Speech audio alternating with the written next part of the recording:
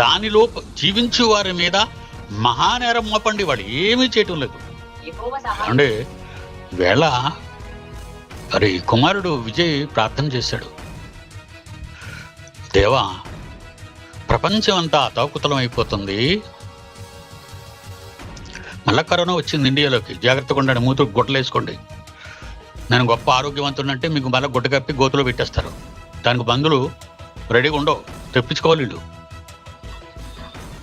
మూతికి గుడ్డ పెట్టుకోండి, అన్నీ ఇప్పుడే రావాలా, వరదలు ఇప్పుడే రావాలి, యుద్ధాలు ఇప్పుడే రావాలి, భూకంపాలు ఇప్పుడే రావాలి, కొండపోత వర్షాలు ఇప్పుడే కురవాలి, బొంబాయి మునిగిపోవాలి, ఉత్తర భారతం దెబ్బతినాలి, కదిలిపోవాలి భూమి. భయంకరమైన విపత్తులు ఈరోజు మనల్ని వెంటాడుతున్నాయి. రోజుకి ఒక 10 సార్లైనా విశాఖపట్నం అంటే నేను ఉన్న ఈ బిల్డింగ్ కదులుతుంది. మరి మీరు ఇళ్లలో మీ పనుల మీద ఉంటారు కనుక ఏదో డ్యాన్స్ చేసినట్టు ఉంటుందని వెళ్ళిపోతారు అంతే. కానీ నీ కాళ్ళ కింద ఉన్న నేల కదులుతుంది అంటే ఇది పోసుకోవాలి మీరు.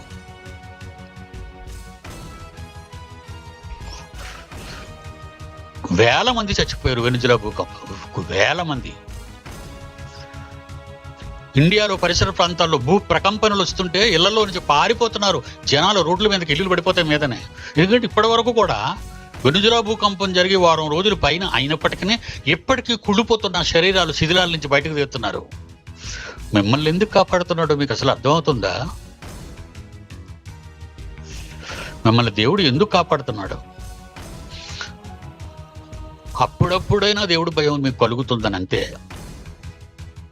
లేకపోతే మనల్ని లేపేస్తాడు ఆయన. ఆయనకు పెద్ద పని కాదు. ఏమన్నాడండి? న్యాయాధిపతుల గ్రంథం 5వ అధ్యాయం 23వ వచనం, యెహోవా దూత ఏమని వార్నింగ్ ఇస్తున్న హెచ్చరిక. మీకు దేవుడు ఇప్పుడు నా ద్వారా బైబిల్లో ఉన్నవన్నీ ఎలాగ హెచ్చరికలు చేస్తున్నాడు. ఆ రోజుల్లో పాత నిబంధన కాలంలో దేవుడు దేవదూతలు పంపించేవాడు వాళ్ళకి హెచ్చరిక చేసరా అని. శుభం చెప్పడానికైనా దేవదూతలే వచ్చేవి, ప్రమాదాలు చెప్పడానికైనా దేవదూతలే వచ్చేవి. దేవదూత అంటుంది, నే రోజును మీ ప్రాంతాన్ని శపించండి, దాని నివాసము మీద ప్రజల మీద మహా శాపము నిలపండి. యెహోవా సహాయానికి వాళ్ళు రాలేదు,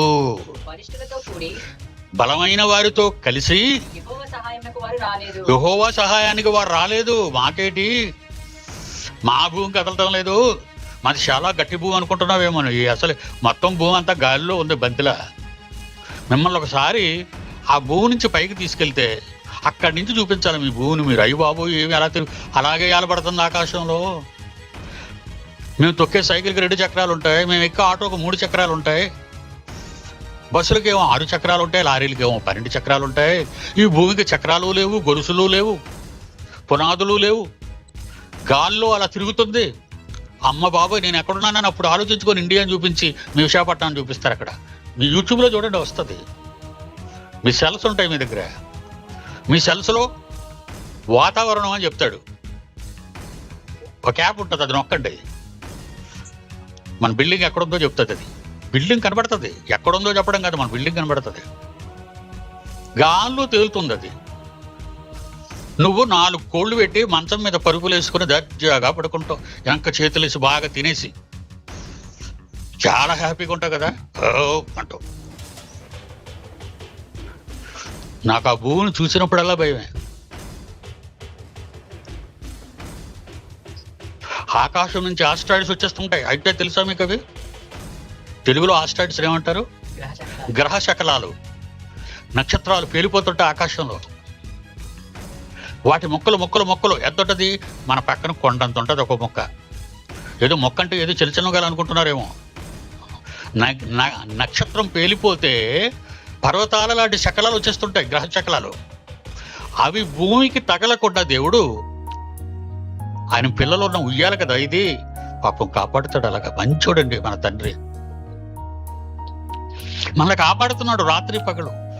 నువ్వు ఒలి తెలియకుండా పడుకుండిపోయినా తెల్లవారులు నేను నిద్రపుచ్చి నిన్ను ఆరోగ్యంగా లేపుతున్నాడే, ఏం శ్రద్ధ చూపిస్తున్నావు దేవుడి మీద? వద్దండి. దేవుడు అంటే భయపడండి, భయపడమని చెప్తాను నేను. ఎప్పుడు భయపడండి, ఎప్పుడు దేవుని శరణు వేడండి ప్రమాదాల నుంచి.